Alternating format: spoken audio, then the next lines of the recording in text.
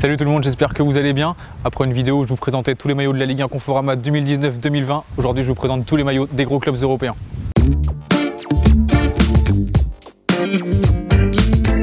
Donc cet été en Angleterre, il y a eu du mouvement côté équipementier. On va commencer avec Manchester City qui est passé de chez Nike à chez Puma. Donc on retrouve un maillot vraiment classique qui représente bien Manchester City. Un maillot bleu ciel doté d'un petit design en vague. Bon, ça reste très discret, c'est du ton sur ton, c'est très léger, c'est très réussi. Et un petit pari aussi de la part de l'équipementier Puma d'inscrire vraiment le violet sur ce maillot domicile du club. C'est quelque chose de très rare sur le maillot domicile, on l'avait déjà vu plusieurs fois sur le maillot extérieur par exemple, mais sur le maillot domicile c'est une des premières fois. Donc le violet il est présent sur les épaules, il est présent au niveau des logos des sponsors. Et sous le blason on retrouve l'inscription 125 ans pour célébrer les 125 ans du club. Encore une touche de violet avec l'inscription City sur le dos du maillot. Un peu comme c'était le cas avec la croix phocéenne sur le maillot de l'Olympique de Marseille. C'est pas le seul changement d'équipementier qu'il y a eu cet été en Angleterre, puisque Arsenal, qui était chez Puma, est passé chez Adidas. Donc 25 ans après leur union, ils sont retournés ensemble. Et justement, on retrouve un maillot qui s'inspire de leurs dernières années ensemble. Donc forcément, un maillot qui garde les codes d'Arsenal, avec un buste rouge, les manches blanches. Mais surtout, ce qu'on retrouve, le petit détail qui fait vraiment toute la différence sur ce maillot et qui est vraiment très sympa, c'est au niveau du col. On a le même col qui était présent sur les maillots iconiques d'Arsenal avec Adidas. On passe à la suite avec le maillot Nike de Chelsea, qui pour le moins est très original on va dire, avec tous ces motifs.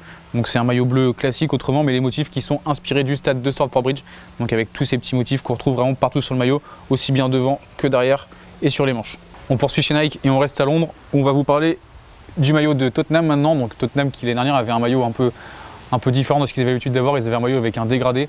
Là ils retournent vraiment sur un maillot beaucoup plus simple, donc un maillot entièrement blanc. Seul le col va apporter un peu de couleur et le bout des manches, on aura un peu de bleu marine sur ces parties-là du maillot. Sinon, ça va rester un maillot très simple, un maillot très classique, entièrement blanc.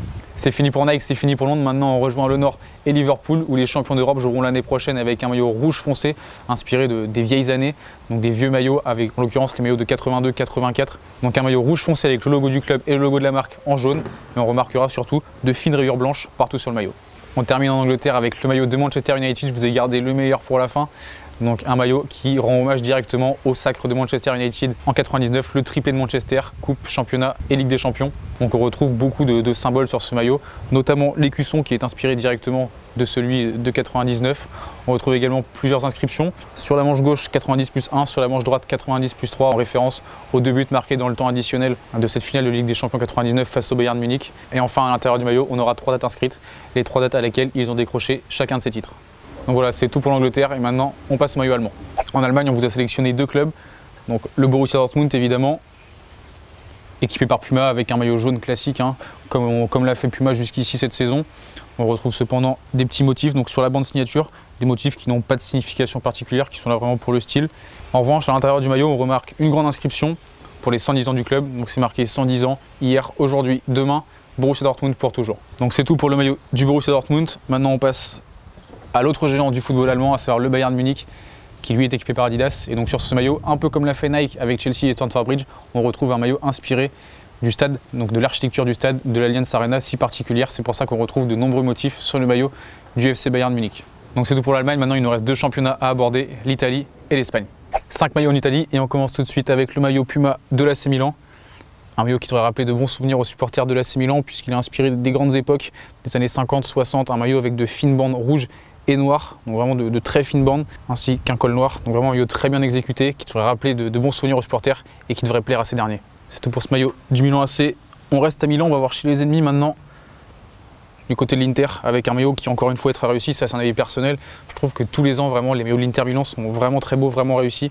Et là c'est encore le cas avec un maillot qui allie modernité et tradition. Donc la tradition avec ses bandes verticales et la modernité avec ses bandes en diagonale, vraiment sur la partie centrale, qui viennent casser cette tradition et qui apportent un petit côté moderne, un petit côté nouveau. Et encore une fois, je le répète, c'est vraiment un maillot très réussi. Donc on continue chez Nike avec le nouveau maillot de l'AS Roma. Donc à première vue, ça peut être un maillot qu'on jugera très classique, avec cette couleur pourpre qu'on retrouve tous les ans sur le maillot de l'AS Roma, qui fait référence au blason du club forcément, ainsi qu'au drapeau de la ville. Et il y a vraiment des petits détails sympas sur ce maillot, notamment au niveau du col et des manches, qui sont inspirés de la mythologie grecque et du symbole de Jupiter, dieu du ciel romain. Il nous reste 2 maillots à voir du côté d'Italie et maintenant on part à Naples avec le Napoli et Kappa. Napoli qui jouera cette année avec un maillot bleu comme tous les ans. Petite nouveauté cette année, on aura une grande partie blanche sur les manches.